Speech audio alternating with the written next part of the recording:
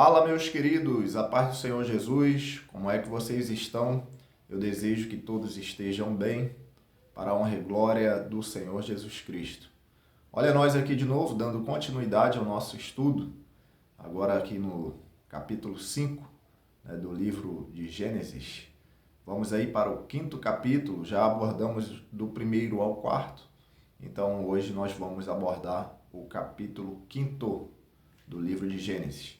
Antes, vamos fazer uma curta oração aqui para a gente iniciar nosso estudo. Querido Deus e eterno Pai, aqui estamos, Senhor, neste momento para abordar e estudar a Tua palavra. Senhor, nos ajude aqui neste momento. Senhor, todos aqueles que vierem ouvir a Tua palavra, que sejam abençoados, pois a Tua palavra é uma palavra viva, não é uma palavra morta. A Tua palavra não é apenas teoria. A Tua palavra produz vida. Então, abençoe, Senhor, todos aqueles que travam contato com a Tua poderosa palavra. Este é o meu desejo e a minha oração, em nome de Jesus.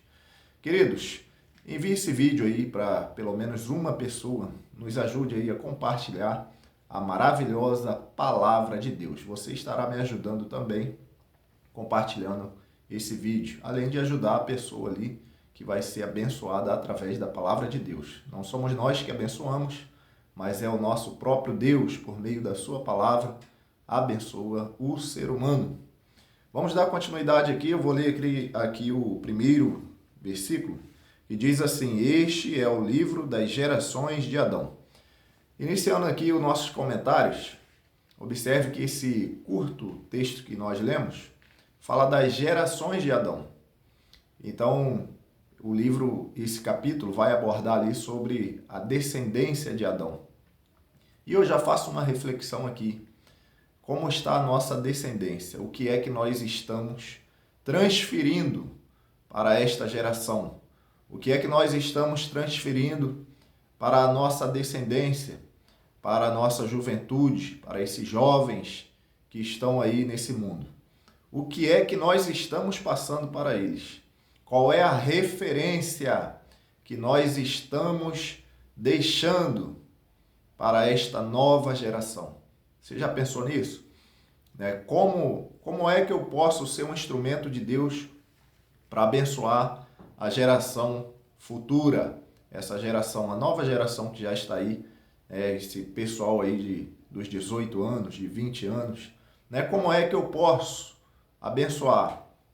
Como é que eu posso servir de instrumento? Como é que eu posso servir de bênção para esse povo? Já pensou isso?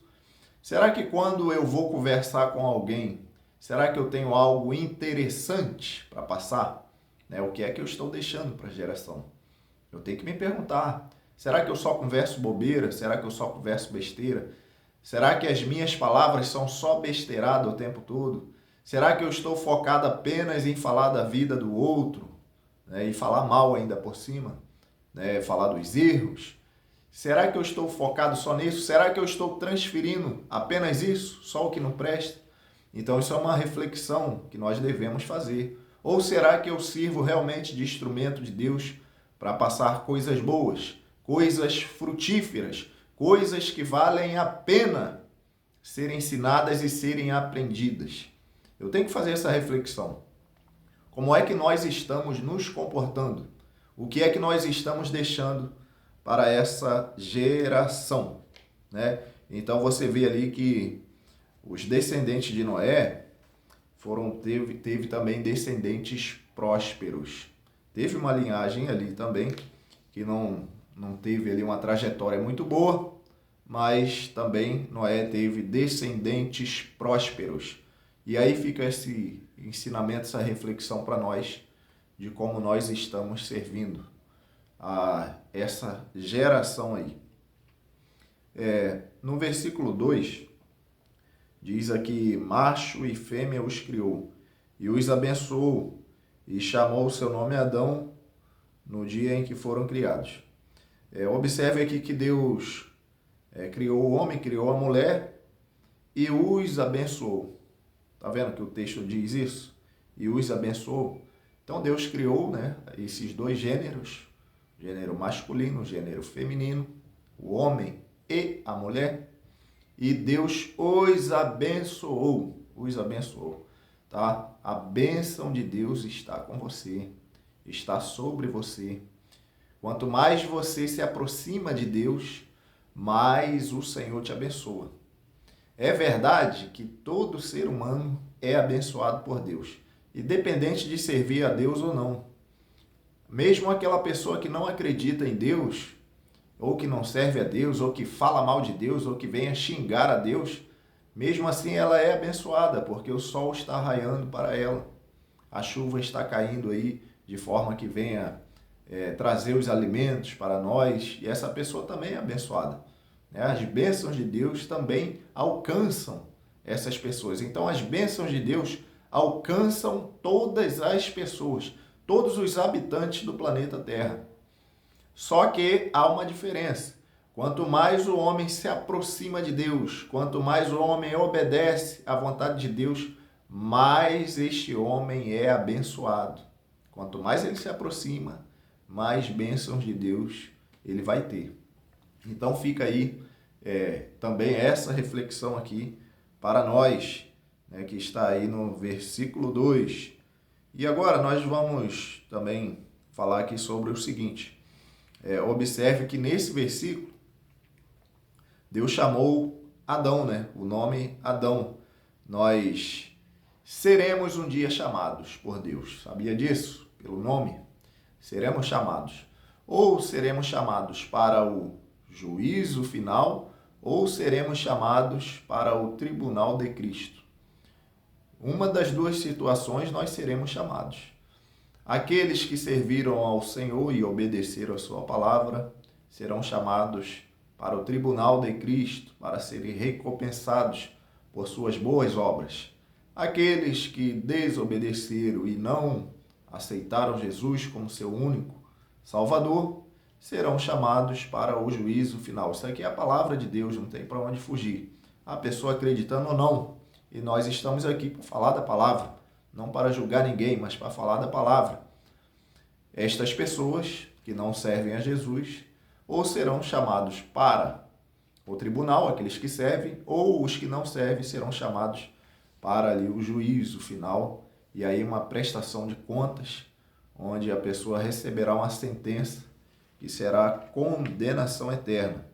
Então, é melhor a gente servir ao Senhor, que é a melhor coisa, independente das consequências eternas. Aqui nesta vida, ainda na terra, ainda aqui, é melhor servir ao Senhor do que não servir. Lutas todos têm. Lutas todos têm. A diferença é que aquele que tem Jesus, na hora da luta, ele tem a quem recorrer. E quem não tem Jesus, vai recorrer a quem? Essa é que é a diferença. E como Deus chama Adão pelo nome, isso mostra que Deus conhece Adão.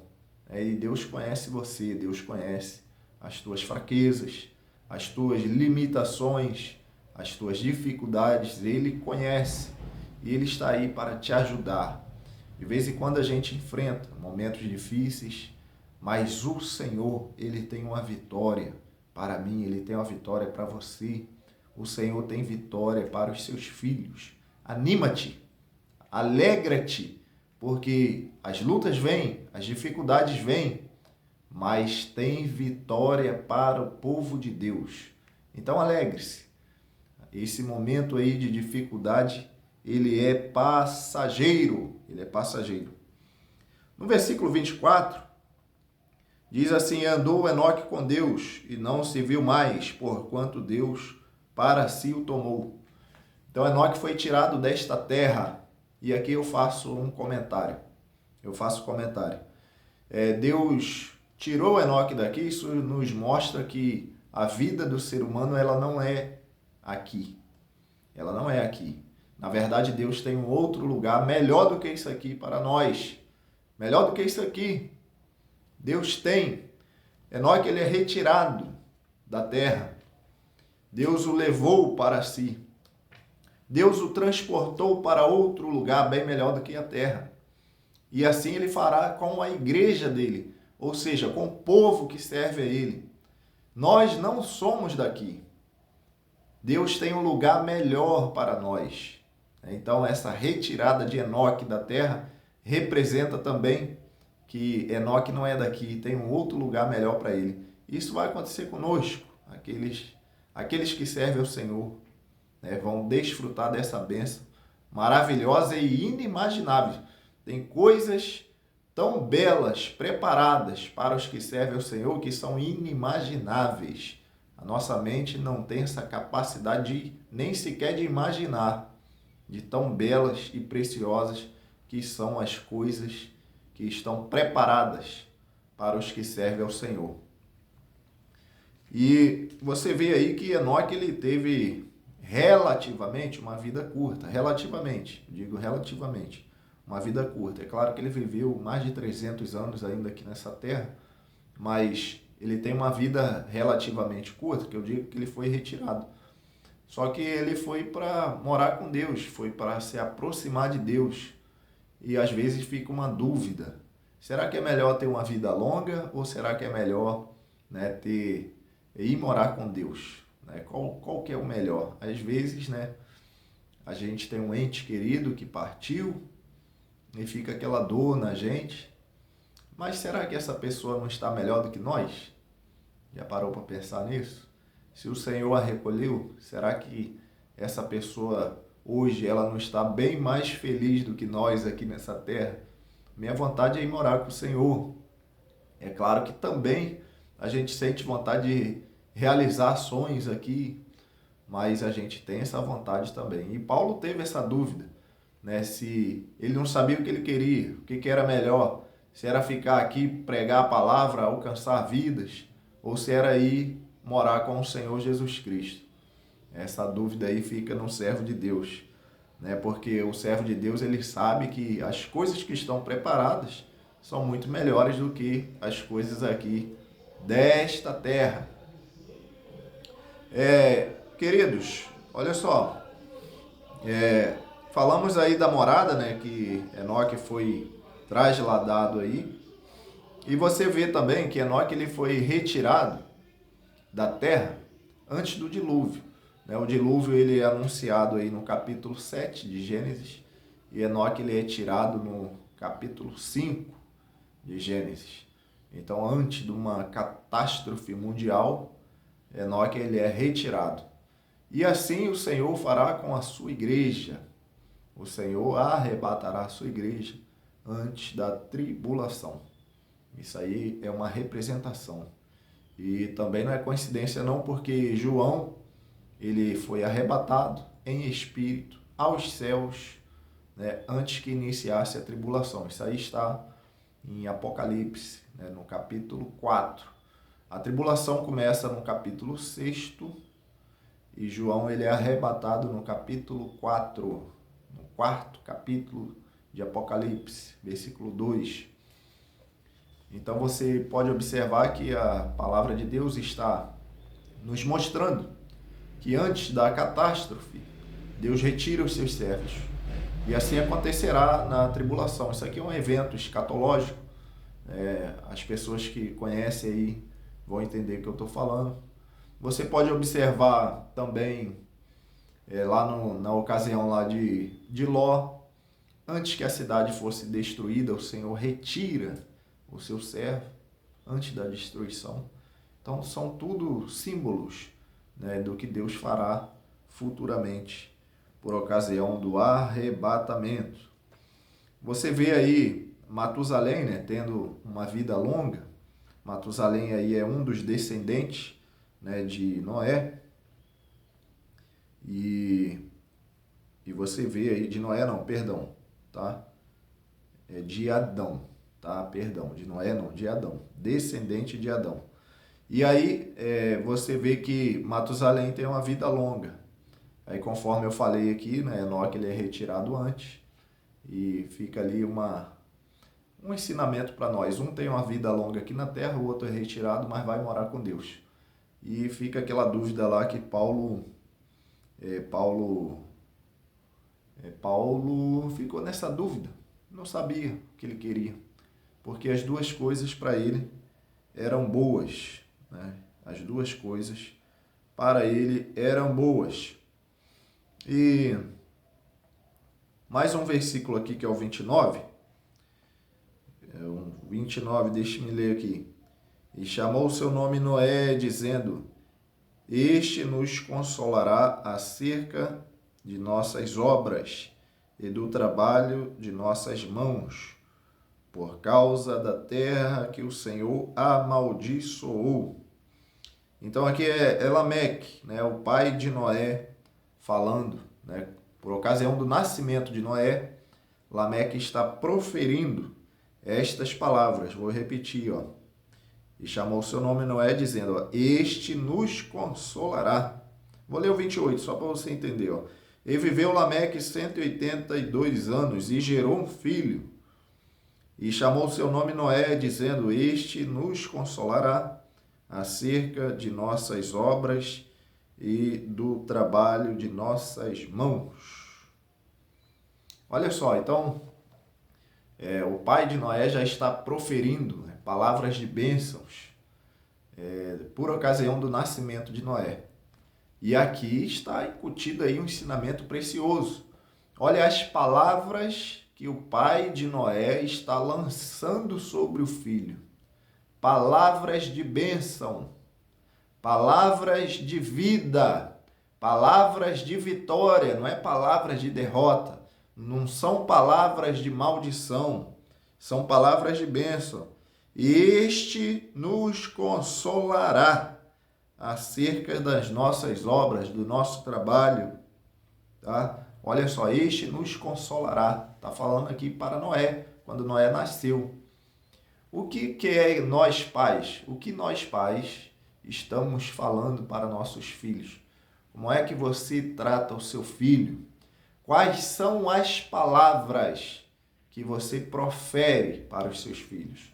São palavras de bênçãos ou são palavras de maldição? Quais são as palavras? Já observou que às vezes a pessoa inverte as coisas? Né? Tem uma geladeira quebrada, aí alguém fala, essa geladeira está quebrada. Aí, essa geladeira é uma benção. A geladeira quebrada, a pessoa chama que é uma benção.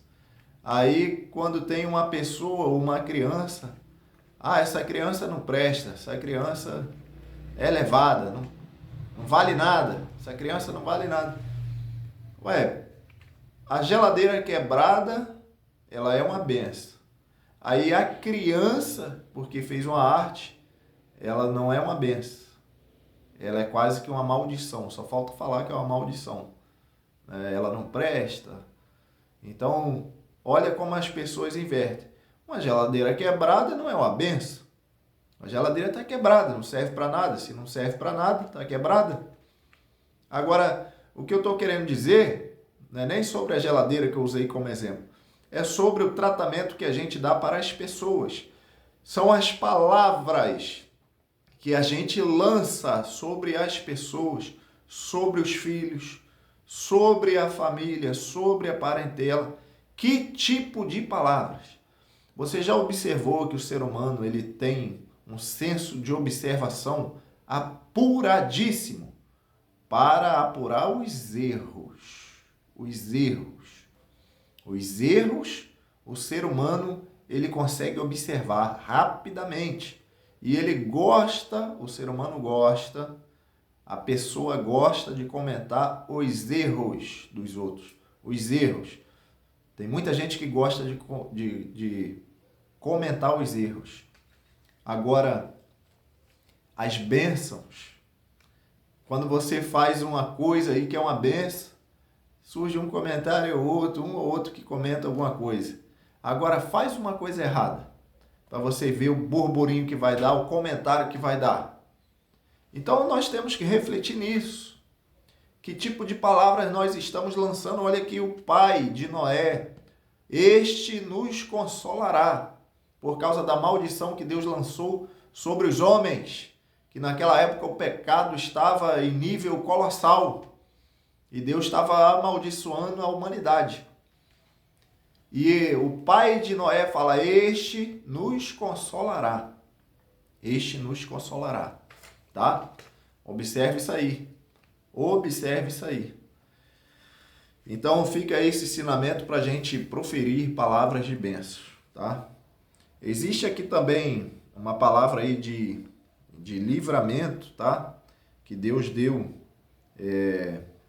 para alguns homens aqui da descendência de Adão, tá? No caso de Noé, Deus livra Noé dentro do dilúvio. Livrou Noé e livrou a sua família. Já no caso de Lameque ele falece antes do dilúvio. Então é uma espécie de livramento, tá? Ele falece antes, ele não passa pela catástrofe, tá? E no caso ali Enoque, a gente vê que ele é tirado, né? Ele é tirado antes, né? Antes do dilúvio, né? Bem antes. E no caso também Matusalém, que é o homem aí que a Bíblia cita que teve a vida mais longa aqui na Terra, né? Matusalém ali, que era avô aí de Noé, né? Ele falece exatamente no ano do dilúvio, tá? Isso tudo tá aí na Bíblia, irmão. Se você fizer um estudo aí minucioso, você vai ver o que eu tô falando. Tudo isso aí está aí nesses capítulos aí, 5, 6, 7, você vai ver aí sobre isso que eu acabei de falar. Então Deus livrou até a ascendência de Noé.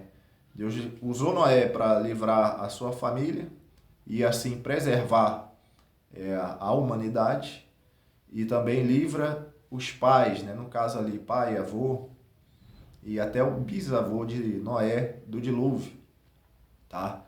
Eu não quero fazer os cálculos aqui de anos, porque